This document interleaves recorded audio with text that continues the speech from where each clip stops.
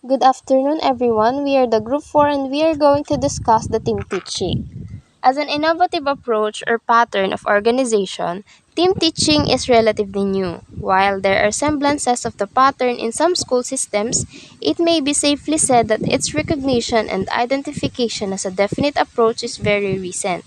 There have been a lot of speculations as to its efficacy and feasibility, but a review of literature on the subject seems to show a preponderance for its adoption and acceptance. This chapter will present the advantages and limitations of the approach as well as the different patterns followed in many schools in England and in the United States. So, what is team teaching? Team teaching is an approach that involves two or more teachers who work cooperatively with the same group of students for some period of time. Hence, many teachers and schools administrators claim that team teaching is nothing new. As a matter of fact, they claim that they have been doing it for years. Teachers have been allowed to exchange classes or to exchange teaching tasks. They have combined their classes with those of other specific subjects such as music, dramatic performances, athletics, and allied activities. The older teachers in a school voluntarily assist a new teacher or the latter requests assistance from the other.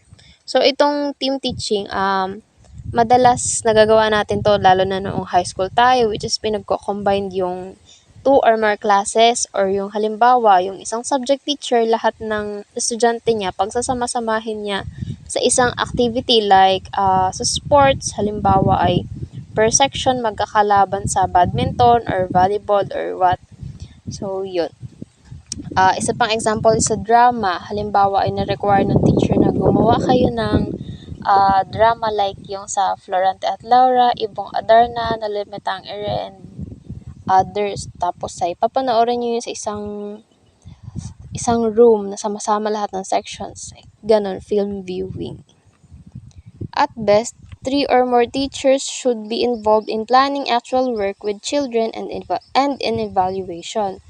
All team members should participate in the formulation of objectives for the total program, in the planning of daily activities, in teaching functions, and in periodic evaluation of the entire program. It is a novel way of organizing the teaching staff, curriculum, and space. Instead of putting, say, 12 teachers in charge or of from 30 to 40 students, the teachers can be regrouped into three teams. Each team pulls its talent and resources together to plan the curriculum, the lessons, and even evaluation procedures. Each team takes responsibility for 150 to 200 students. Each teacher teaches the subject in which he has specialized, thus giving the students the best possible instruction in all areas. No fixed pattern for teams has yet been evolved. The discussion, planning, and blending of ideas can surely vitalize the instructional program and give the curriculum increased breadth and depth. There is team teaching in the school if the teachers are formally organized as a team, which is duly recognized by the school system. Each of these teachers has his own definite responsibilities and area of specialization. Rationale of adopting team teaching. Those who advocate team teaching give the following advantages. Number one, it allows the more competent teacher to assume leadership in the team. Teachers are encouraged and stimulated to specialize in those aspects of a course for which they are best qualified. Number two, teachers are stimulated to do better teaching through a close association with other members of the team, through discussion and working out problems with other colleagues. Number three, students benefit from exposure to a variety of points of view and teacher personalities. Number four, teaching techniques that require more elaborate preparation and administration like films and transparencies can be utilized better because more time is given the teachers for advanced preparation and planning. Number 5, the teacher is freed from routine tasks, especially when non-professional assistants are employed to take care of roll call, correction of papers, grading, etc. The teacher's time can be devoted to more productive pursuits like curriculum revision or planning for the day's lesson. Number 6, team teaching is applicable to every discipline. It is an excellent setup for interdisciplinary combination. Number 7, it is suitable to almost any kind of situation, whatever the school level, size of school, subject area, student ability, and type of teacher. Pattern and procedures of team teaching can be made successful at every school level, elementary, secondary, college, and graduate. Several limitations of team teaching, however, can be mentioned, but most of them can be overcome.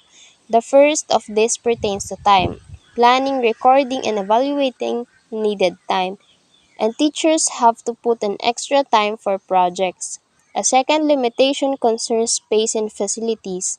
The program needs lecture and seminar rooms, overhead projector, sound system, larger space for projects. Obviously, this will create greater demands on the budget of the school.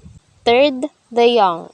Inexperienced teacher may run the risk of being swept along in the ideas and experiences of others. He is not given enough time to learn from his mistakes, to try out his new ideas or his own ideas.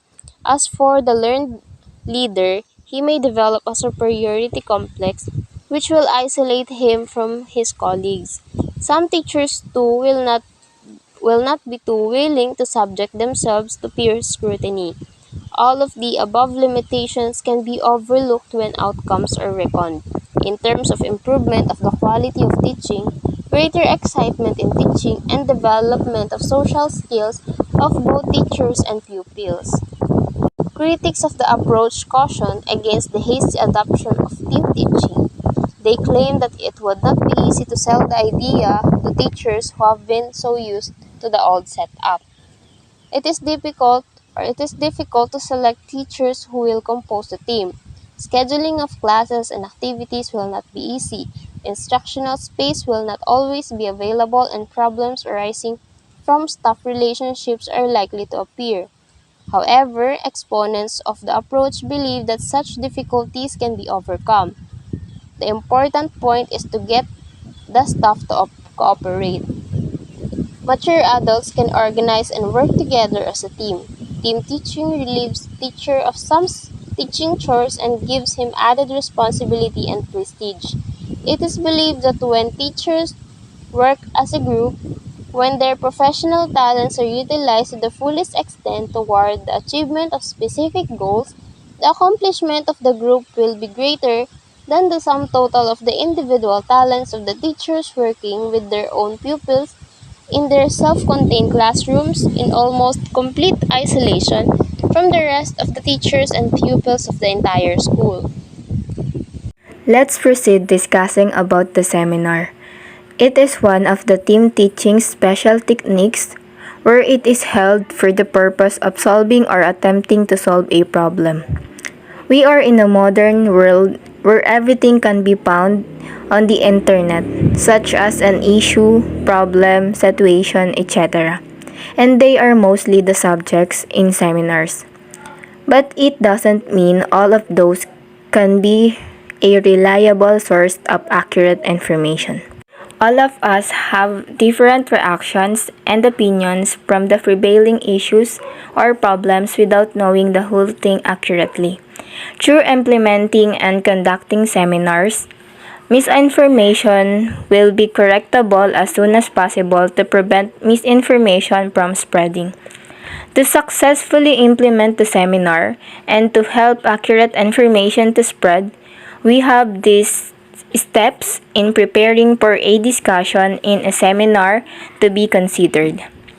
How complex the seminar problem is, how much of an expert the leader is, and how skillful the leader is in guiding a group through the process of learning.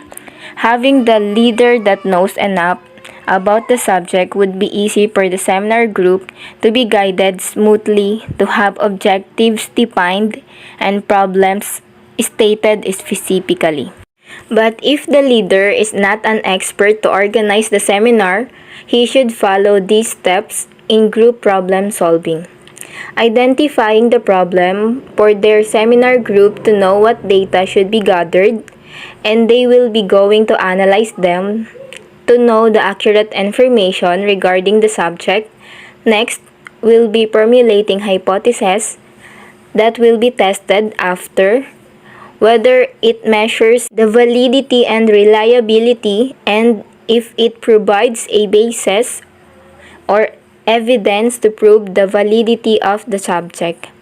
And lastly, formulating a conclusion or solution to the problem. It is considered as the subject's moral or lesson, which contains the insight you hope to have imparted to your reader and leaving the reader with a strong final impression. Good day, everyone. I am Carlos J. Alboladora, and I'm here to talk about the workshop. The workshop is generally used as a technique of in-service education and group thinking and planning. Persons with problem of common concern come together to attack and solve their problems cooperatively. During the workshop, participants are encouraged to stay together in one place to enable them to have opportunities for interaction, not only during their group work or deliberations, but also in personal social relations. The workshop also makes use of a variety of means and devices in the solution of problems such as group meetings, individual conferences, field trips, and excursions. Different phases of the workshop. A committee works out the preliminary planning for the workshop to do away with the difficulty that is usually met when the group is large. Sa ganitong cases, yung mga miyembro ng pagpupulong ay hinahati para makabuo ng panibagong ngunit hindi karamihan na grupo para tugunan yung mga espesipikong problema. Tapos, yung planning committee yung mag-aaral, magbubuklod at mag-aayos ng mga problems na isinumita ng mga miyembro. The workshop proper embraces several stages like the following. The first one is opening session, and under it is letter A, keynote address and inspirational speeches. The opening session is keynoted by speakers who explain the importance and objectives of the workshop. This is followed by the organization of the conference and the election of the chairman or discussion leader, the recorder, group process observers, and other personnel if these had not been previously selected. The subgroups may also be constituted if they had not been formed previously. Dumako tayo sa organization of subgroups. So dito, mas makabubuti kung papayagan ang mga miyembro na pumili ng area or subgroup kung saan nila prefer. Kasi in this way, the members can give their maximum participation because of their special interest in the group and because their qualifications are suited to the problems involved. Second stage is group work presentation and discussion of problems. Each subgroup should select its own leader that will steer the work of the group. Each subgroup is expected to come up with a report on the problems assigned to it. These reports are coordinated and made the basis of the entire conference report. The third stage is consolidation of group reports leading to formulation of the entire conference report. The consultants or resource persons may be called upon to speak to the entire conference or to the different subgroups so that the members may profit from their broad experience and special qualifications. The fourth stage is closing session. Under it is letter A, evaluation of the work conference. Ayan. So, the effectiveness of the workshop should be evaluated by a panel which had been previously formed. Such evaluation should include the appraisal of the content of the report and the process itself, including the effectiveness of the different leaders and the quantity and quality of individual participation. Letter B is the disposition of the results of the work conference. The letter C of the fourth stage is planning for the future. The last part of the closing session should be devoted to the planning of the future. The plan should include the ways and means by which the recommendations of the workshop are to be implemented. Good afternoon, classmates. My report is about patterns of team teaching and simulation. Patterns of team teaching is a concept actually took shape in the United States. It has several patterns. These patterns have been adopted in the secondary schools in United States and they are cited as examples or patterns of team teaching. The example number one is this team is composed of two teachers and a paraprofessional working with about 86 grade students. They are able to subgroup pupils for remedial and advanced work in the various subject areas.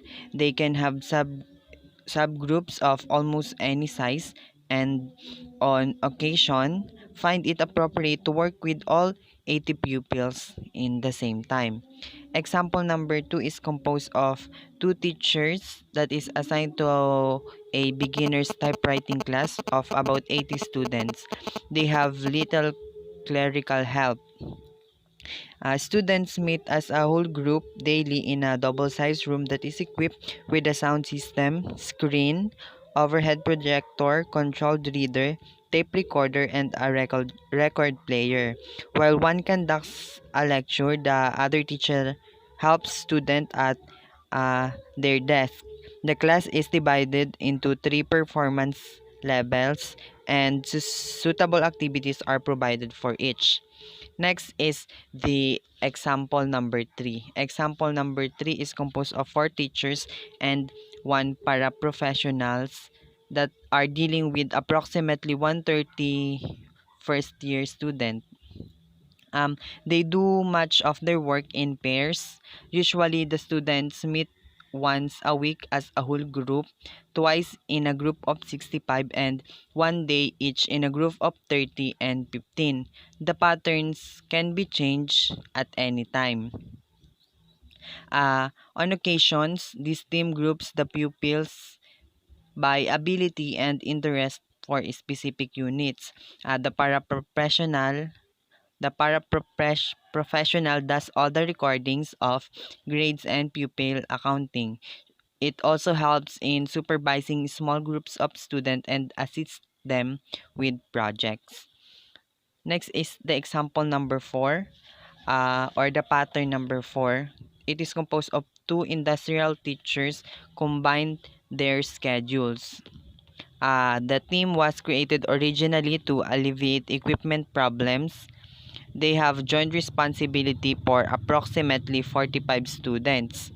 Uh, when the pupils are working on individual projects, both teachers are available to give assistance, but at other times, one teacher works on plans and preparations. Teaching, which is specific to two subjects, is handled in separate groups. Next is the example number 5 or pattern number 5.